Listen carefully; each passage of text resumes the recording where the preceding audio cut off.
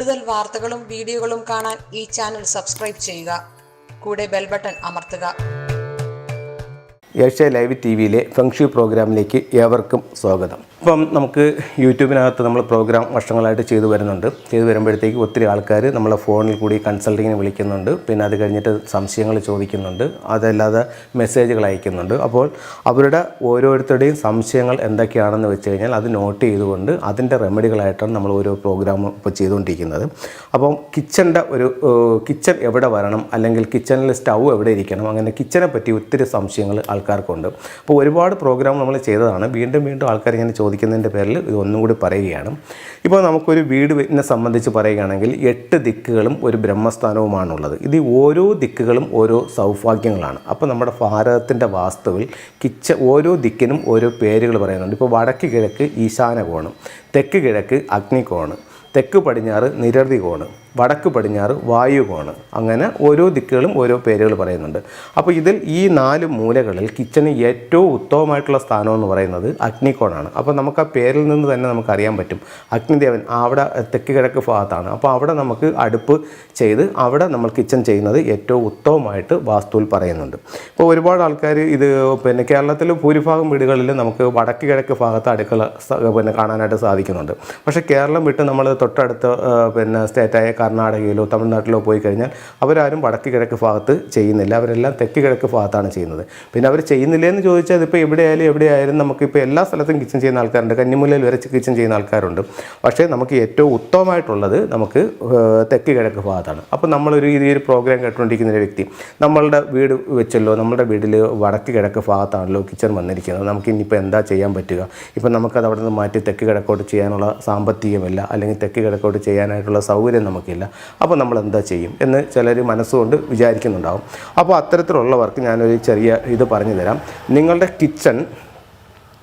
കിച്ചണിൽ ഇപ്പോൾ വടക്ക് കിഴക്ക് ഭാഗത്താണ് നിങ്ങളുടെ കിച്ചൺ വന്നിരിക്കുന്നതെന്നുണ്ടെങ്കിൽ ആ കിച്ചൻ്റെ തെക്ക് കിഴക്ക് ഭാഗത്ത് നിങ്ങളുടെ സ്റ്റൗ വയ്ക്കുക. എന്നിട്ട് കിഴക്കോട്ട് നോക്കി നിന്ന് പാചകം ചെയ്യുക.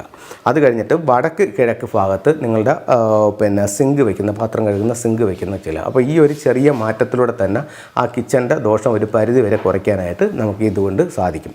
അപ്പം കിച്ചൻ്റെ സ്ഥാനം, പിന്നെ അത് കഴിഞ്ഞിട്ട് നമുക്ക് തെക്ക് കിഴക്ക് ഭാഗത്ത് ഒരു കാരണവശാലും കിച്ചൺ ചെയ്യാൻ പറ്റുന്നില്ല, അങ്ങനെയാണെങ്കിൽ നമുക്ക് ഉത്തമമായിട്ടുള്ള മറ്റൊരു സ്ഥാനം പറയുക.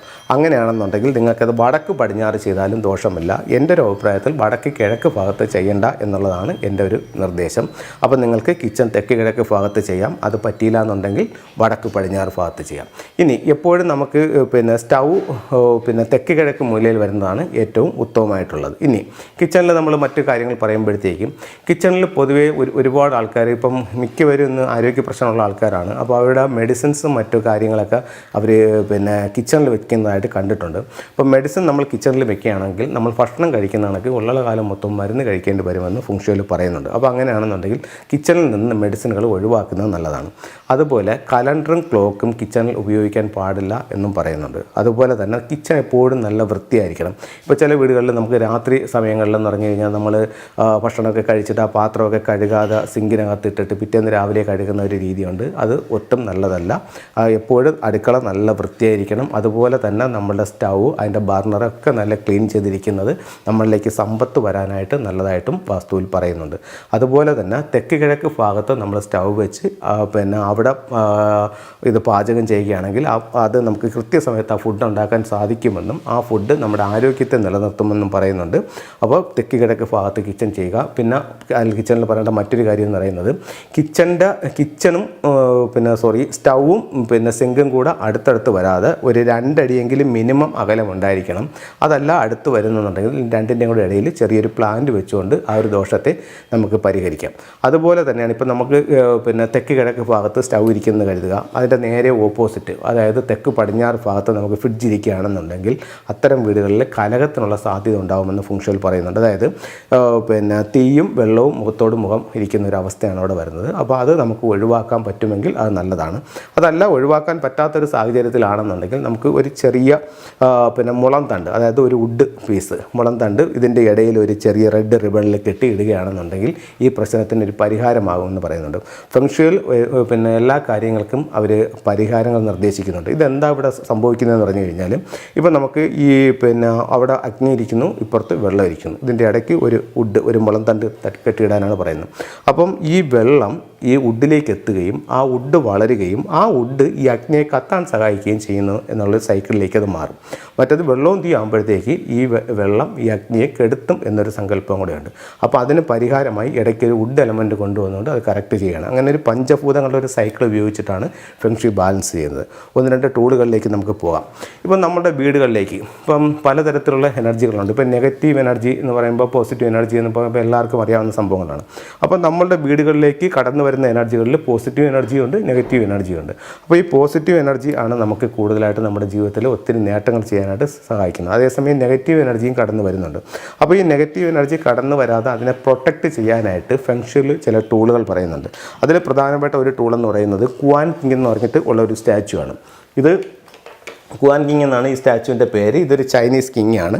ഇദ്ദേഹത്തിൻ്റെ കയ്യിൽ ഒരു വാളുണ്ട്. അപ്പോൾ നമ്മളുടെ പ്രധാന ഡോറിൻ്റെ നേരെ ഓപ്പോസിറ്റായിട്ട് ഇതിങ്ങനെ വെക്കുന്നത് വളരെ നല്ല ഒരു ടൂളായിട്ട് ഫെങ്ഷുയിൽ കണക്കാക്കുന്നുണ്ട്. പ്രധാന ഡോറിന് നേരെ ഓപ്പോസിറ്റ് ഡോറിലോട്ട് ഫേസ് ചെയ്ത് ഇങ്ങനെ ഒരു കുവാൻ കിങ്ങിൻ്റെ സ്റ്റാച്ചു വെക്കുന്നത് നെഗറ്റീവ് എനർജികളിൽ നിന്നും വീടിനെ പ്രൊട്ടക്റ്റ് ചെയ്യാനായിട്ട് നല്ലൊരു സ്റ്റാച്ചു ആയിട്ട് ഇതിനെ ഫെങ്ഷുയിൽ കണക്കാക്കുന്നുണ്ട്. ഇപ്പം നമുക്ക് തോന്നും ഈ ഒരു ചിത്രം അല്ലെങ്കിൽ ഒരു രൂപം വെച്ച് കഴിഞ്ഞാൽ നമ്മുടെ ജീവിതത്തിൽ എന്ത് മാറ്റമാണ് വരുന്നത്, അങ്ങനെയാണെങ്കിൽ എല്ലാവർക്കും ഇത്തരത്തിലുള്ള ചിത്രങ്ങളും രൂപങ്ങളും വെച്ചുകൂടെ, അതിലൂടെ മാറ്റം വരില്ലേ എന്ന് ചോദിക്കും.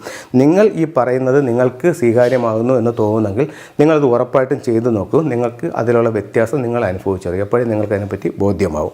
അത് കഴിഞ്ഞിട്ട് നമുക്ക് പിന്നെ മറ്റ് നെഗറ്റീവ് എനർജികളിൽ നിന്ന് പ്രൊട്ടക്റ്റ് ചെയ്യാനായിട്ട് ഈ ബാക്വ മിററാണ്. ഈ ബാക്വ മിറർ എന്ന് പറയുന്നത് പ്രധാന ഡോറിൻ്റെ മുകളിൽ നമ്മുടെ പിന്നെ പ്രധാന ഡോറിൻ്റെ മുകളിൽ വെളിയിൽ ഇതിനെ സ്ഥാപിക്കാം. ഇതിൻ്റെ ലെഫ്റ്റും റൈറ്റും ഓരോ ഫ്യൂഡോഗിൻ്റെ സിമ്പിൾസ് വെക്കുന്നത് നമുക്ക് കൂടുതൽ പ്രൊട്ടക്ഷൻ തരുന്നതാണ്. ഫ്യൂഡോഗിൻ്റെ സിമ്പിൾസ് എന്ന് പറയുമ്പോഴത്തേക്കും നമുക്ക് ഈ രീതിയിൽ വെക്കാവുന്നതാണ്. ഇതിൻ്റെ പക്കം എന്ന് പറഞ്ഞാൽ ഞാനിപ്പോൾ കാണിച്ചു. അത് വെച്ചിട്ട് അതിൻ്റെ ലെഫ്റ്റും റൈറ്റും ഇത്തരത്തിലുള്ള ഫ്യൂഡോഗിൻ്റെ സിമ്പിൾ മുഖത്തോട് മുഖം നോക്കി വയ്ക്കുന്നത് വീടിൻ്റെ പ്രൊട്ടക്ഷന് നല്ലതാണ്. അപ്പോൾ ഇത്തരത്തിലുള്ള ഓരോ പിന്നെ വാസ്തു ടിപ്സുകളും നിങ്ങൾ പരീക്ഷിച്ച് നോക്കൂ. ഇത്തരത്തിലുള്ള ടൂളുകൾ നിങ്ങളുടെ പരീക്ഷിച്ച് നോക്കൂ. നിങ്ങളുടെ ജീവിതത്തിൽ എല്ലാ വിജയങ്ങളും ഉണ്ടാവട്ടെ എന്ന് പ്രാർത്ഥിച്ചുകൊണ്ട് നിർത്തുന്നു. നന്ദി, നമസ്കാരം.